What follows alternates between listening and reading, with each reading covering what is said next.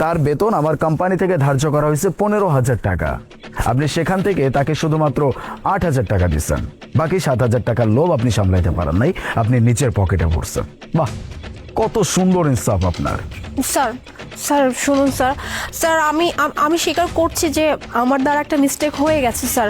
Actually আমি একটু লোভে পড়ে গেছিলাম, তাই আমি ওর থেকে টাকাগুলো নিয়ে নিচ্ছিলাম। আমি ভেবেছি ও হয়তো সিকিউরিটি গার্ড, ওর অত পাওয়ার নেই, সো ওর কাছ থেকে টাকাগুলো নিয়ে নিয়ে তাহলে কখনো ধরা খাবো না স্যার। বাট আমি কথা দিচ্ছি স্যার, আমি আজকের পর থেকে এমন কখনো করবো না স্যার।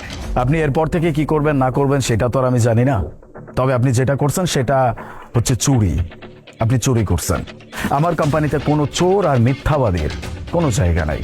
আপনাকে তো আমি আমার অফিস থেকে বের করবই, আর আপনাকে বের করার সময় আমি আপনাকে এমন একটা সার্টিফিকেট দিয়ে দিব, আপনি পুরো ঢাকা সিটিতে তো অনেক দূরের কথা, বাংলাদেশের কোথাও আপনি কোনো চাকরি পাবেন না। আর বাকি রইলো ওর যে টাকাগুলো আপনি মারছেন সেই টাকা আপনি তাকে ফেরত দিয়ে দিবেন, সেই কথা, তাই তো? তুমি আমাদের কোম্পানিতে কতদিন যাবত জব করছো? স্যার 1 বছর হইব, আর আমি তো জানি না আমার বেতন 15,000 টাকা, আজকেই জানলাম। 1 বছর? আমি এই মাসেরটা ধরছি বলে আপনি আমাকে শুধু এই মাসের একটা এক্সকিউজ দিয়ে দিলেন। বাকি 11 মাস যাবত যে আপনি এই লোকটার সাথে এমনই করে যাচ্ছেন, সেটার হিসাব কে দিবে? আপনি তার টাকা তো অবশ্যই ফেরত দিবেন, সেটা তো দিতেই হবে, কিন্তু চাকরিটাও আপনি